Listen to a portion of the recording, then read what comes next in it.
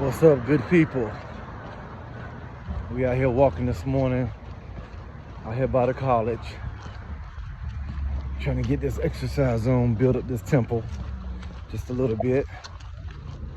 When you look good, you feel good.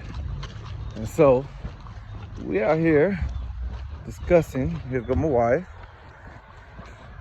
we out here discussing family matters. And if you're married, or if you're in a relationship that consists of two people or a couple, you understand that there's certain things that go on within the family structure that take some change here and there when it comes to finances, comes with structure, comes with discipline. Also, just trying to navigate life. I work, my wife works, and sometimes you're learning how to maneuver through those things so that the kids don't fall through the cracks. And sometimes as adults, we work so hard to get to the next level, and we make it to the next level, but our kids fall through the crack. So did we really reach the next level? And so we're discussing what we can do to do some things a little bit different to where we have balance. And so, do you have anything to say, babe? For me, the key word is being intentional. You have to intentionally plan time with your children, intentionally plan time with your spouse. For us, we have prayer. We try to have prayer and devotion every morning with our kids before we leave the house. We try to plan dates with our kids. We make sure that we spend time each day just talking about what's going on in their lives. We try to be intentional with everything that we do with them. And even with each other, we try to be intentional. We try to plan vacations. We try to plan date days. Before COVID, we had date days. We had intentional vacations for our birthdays and for anniversary. Every year we do a family trip together. So it's about being intentional. It's about showing your children and your spouse that they matter. It's about communication. It's about listening. And it's about just taking time out to let your family know that they are important to you. And with that, only thing I can say is we're trying. We haven't gotten it right. We're not perfect, but we're learning along this journey on how to do this thing. And so for those that think you're missing the mark, you're not by yourself. A lot of us are missing the mark. Social media has made it look as though everybody got together. Nobody really has it together. Every family is having some type of obstacle that they have to go through, and some challenges that they have to go through. And so one of the things that I'll give you an example this morning. This morning we had a plan. We was gonna get up, we was gonna go to the gym, not go to the gym, we was gonna go to the track, and we was gonna walk. And when we got there, to our first destination, our kids decided they didn't want to do what we were gonna originally do. That can be frustrating as parents because we already had our stuff planned. So what we did was, we dropped those jokers off at the house, and we came back and did what we said we was gonna do, because being intentional, we have said, because our schedule is so busy, that we are going to walk on Saturdays while they're in their training. And so, for some, that might be like, oh, it's just walking. Yeah, it's just walking for some, but this is giving us the opportunity to talk about things that we have to do at the house. Just Connecting goals that normally we would have to do it in the bedroom or talk, but this is giving us an outlet to be in nature, and how God has graced us with this wonderful weather. Hold on one second. We ain't trying to get hit by no cars out here. Trying to be healthy. Wouldn't that be funny? We get hit while we talking. Another thing as parents, it's so important to not feel guilty if you know you're trying your best. For me, I started back working maybe about a year or so ago, and I had been home for almost 10 years with my kids, and I definitely experienced mommy guilt. I'm not giving them the time they used to have. So it's very important. If you know you're doing your best, don't let the guilt overwhelm you, and just continue to do your best. I talked to my kids and I explained to them that I was going back to work and I needed more help from them, and I'm still homeschooling. We've been homeschooling for almost 10 years, I believe, not a little longer.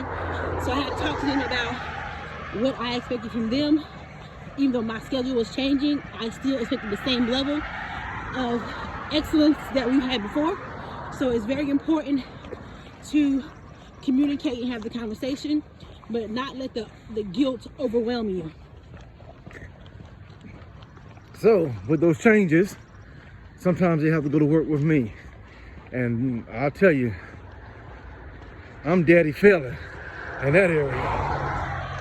Daddy feeling? I'm daddy failing in that area when it comes to home and homeschooling. Man, those jokers, they don't listen. But the good thing about it,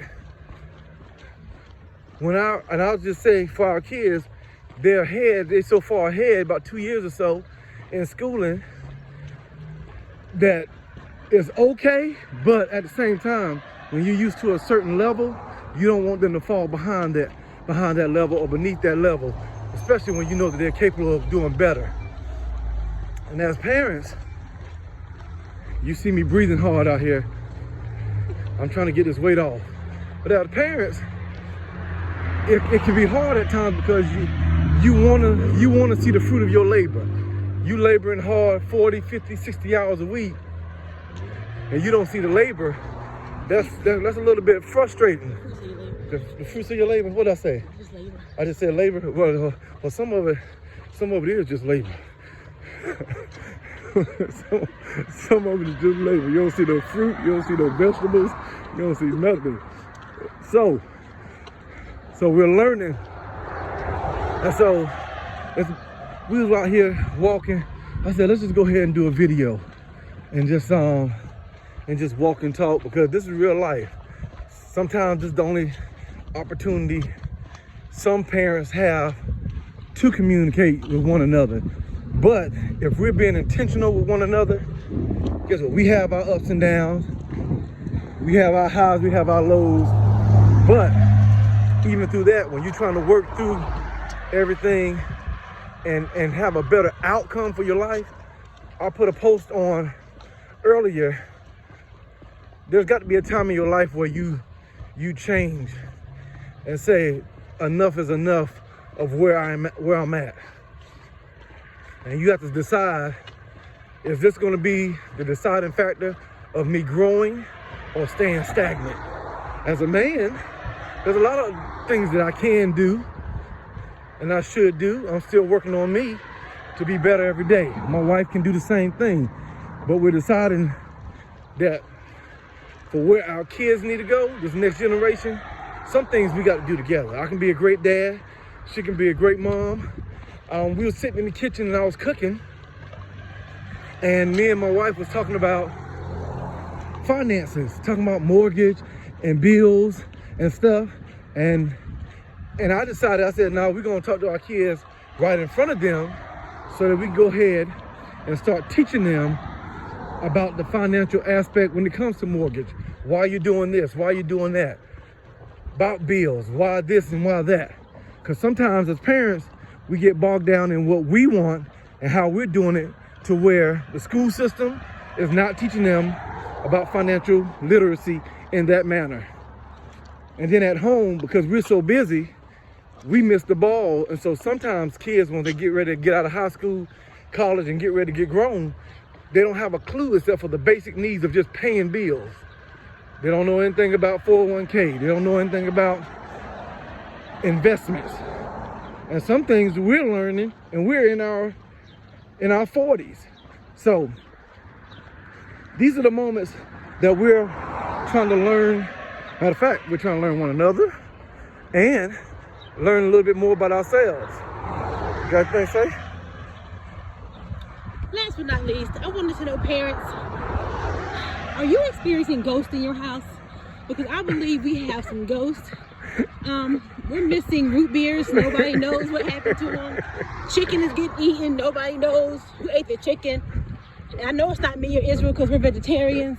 And so we're just trying to figure out, do you have ghosts too? Because we can't find root beer, we can't find chicken. And I just want to know, do you have ghosts in your house too? Oh, so now we got a comedian today. I think we have ghosts. And I'm telling you, man, our kids are so adamant that they have not touched it. There's only 2 people left in the house. And both of them said, Daddy, I didn't touch it. I said, there's no way. And I mean, they have a straight face. I mean, I'm telling you, these kids have learned. I know who ate the chicken. I know who ate the root beer. So, you see us laughing. This is soulful laughter. Hey, it ain't always like this. Is it, babe?